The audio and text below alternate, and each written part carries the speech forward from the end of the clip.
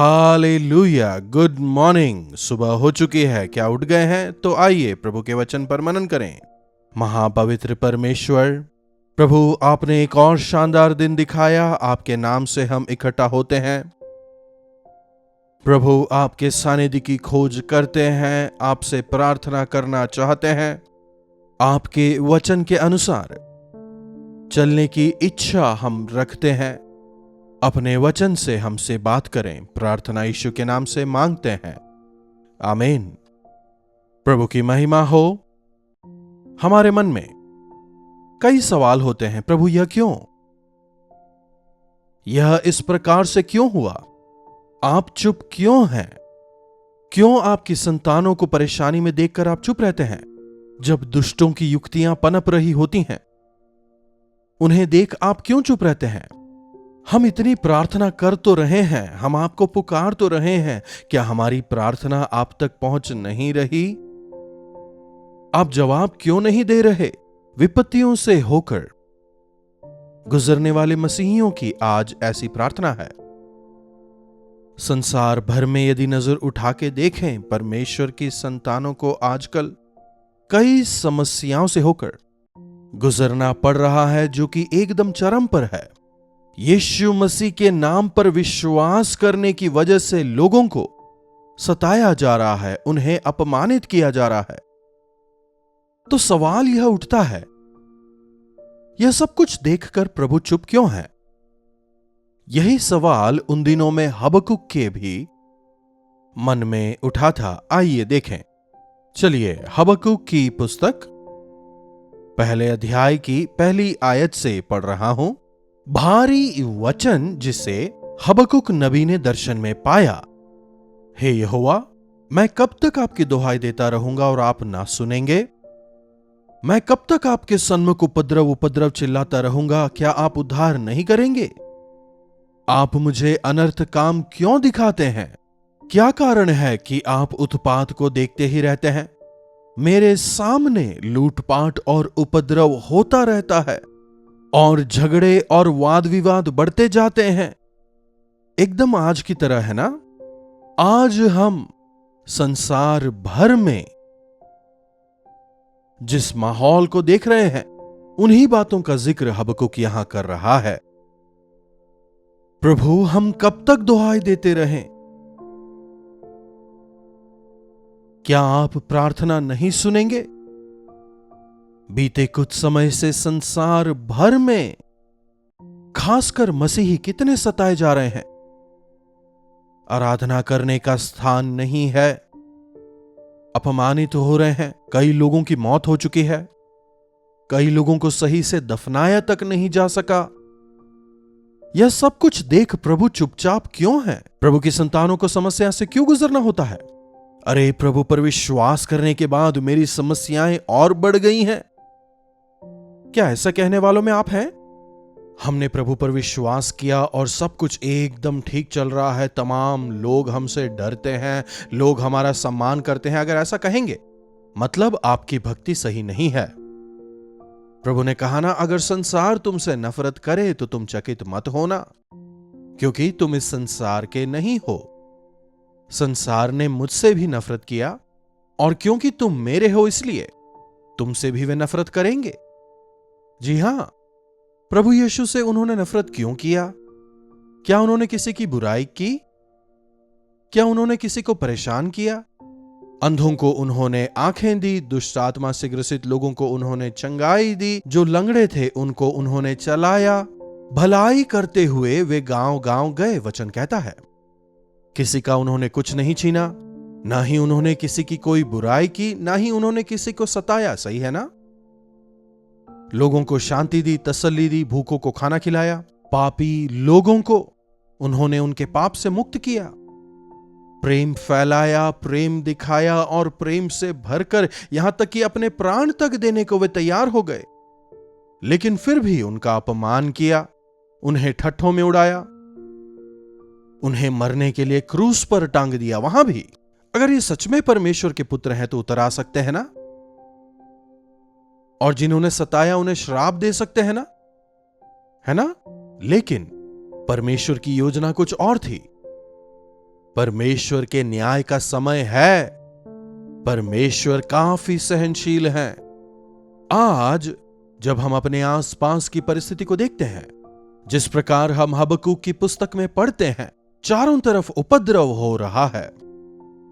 जिस तरफ आप नजर फेरें वहां पर कोलाहल है।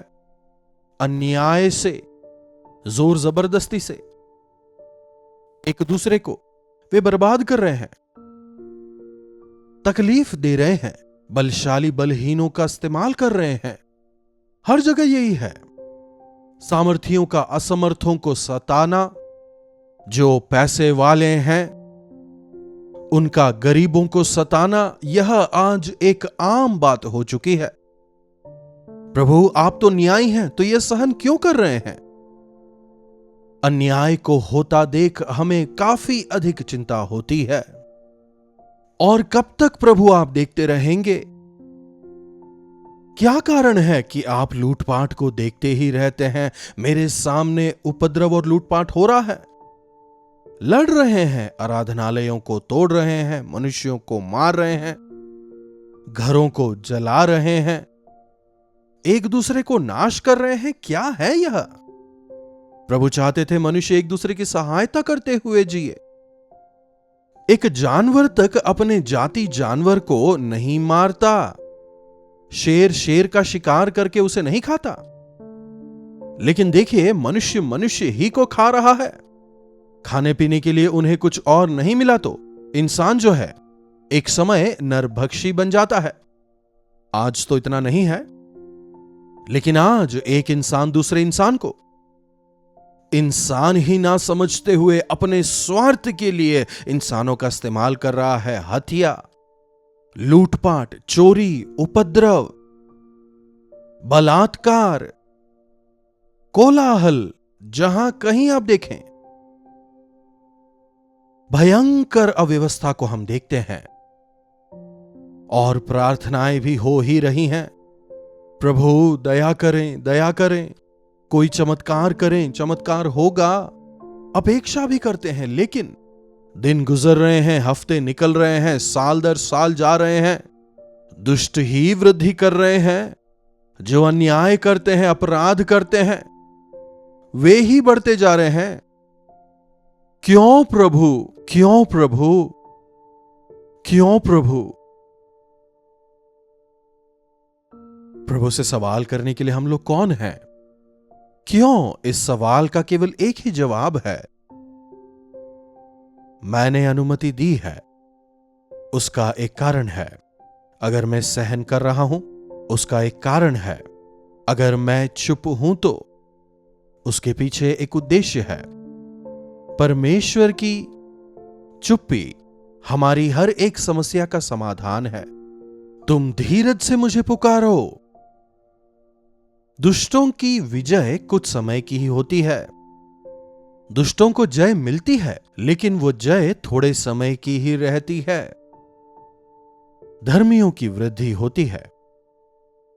यदि इतिहास उठाकर देखा जाए, अत्याचारी, अधिकारी,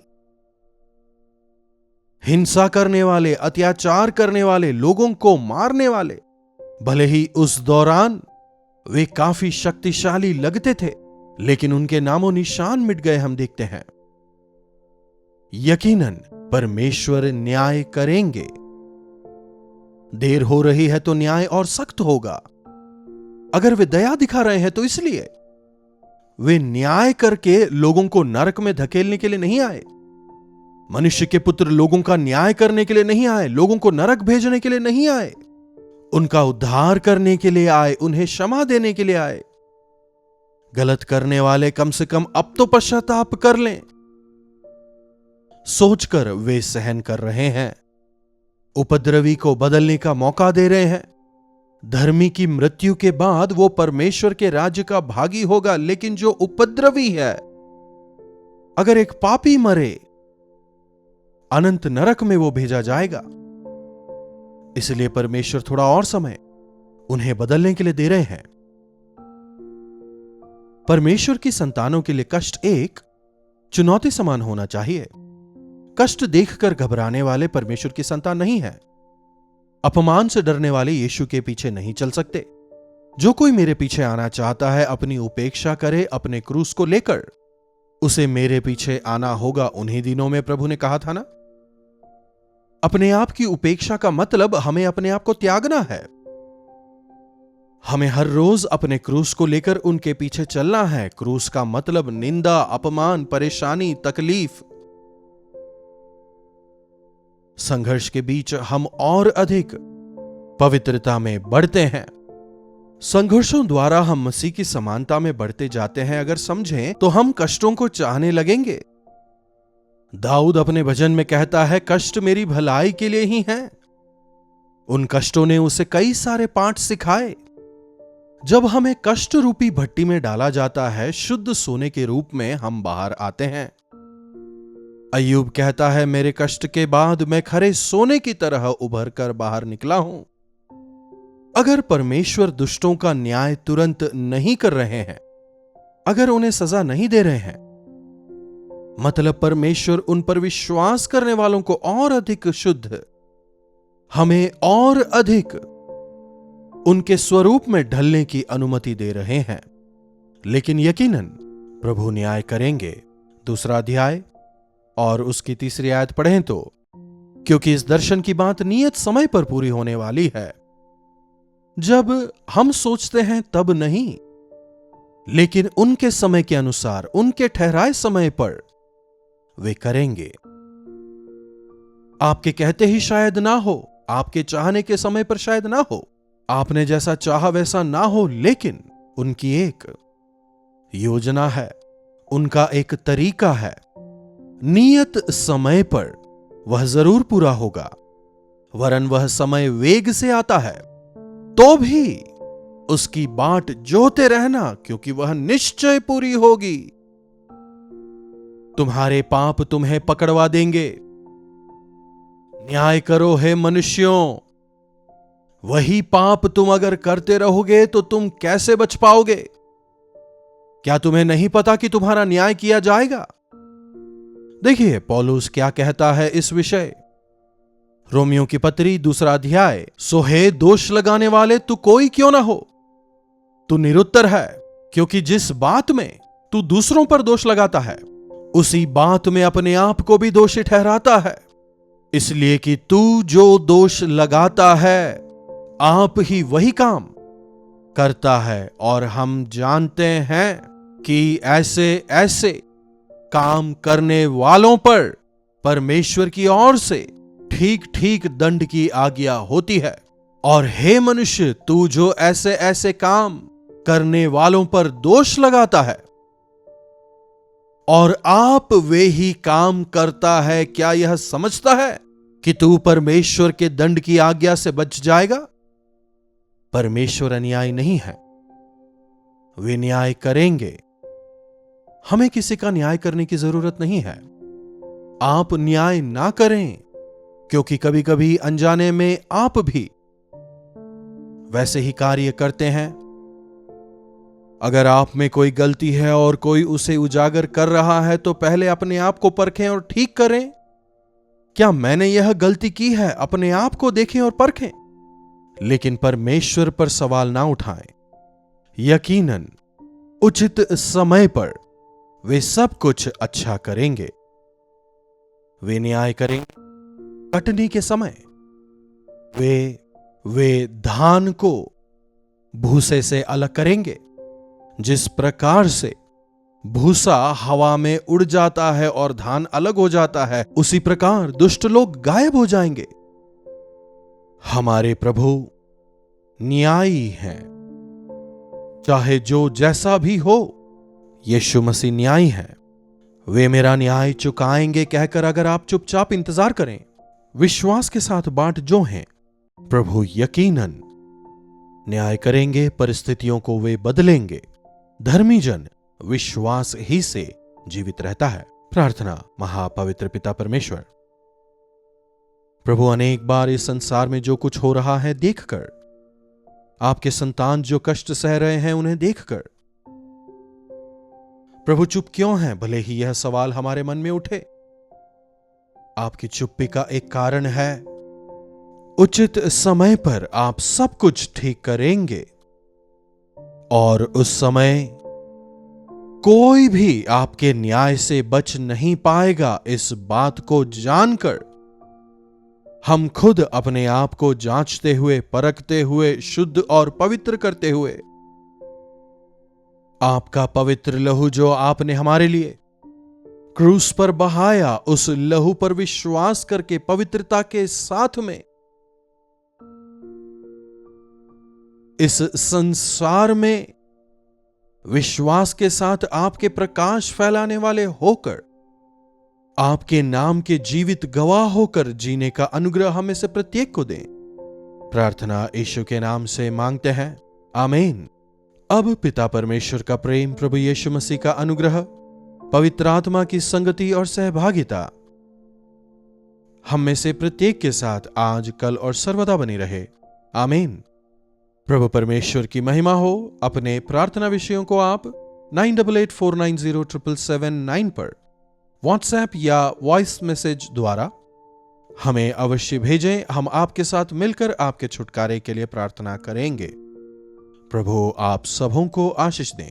कल्वरी दर्शन, ये है प्रेम के दर्शन, यीशु प्रेम के दर्शन।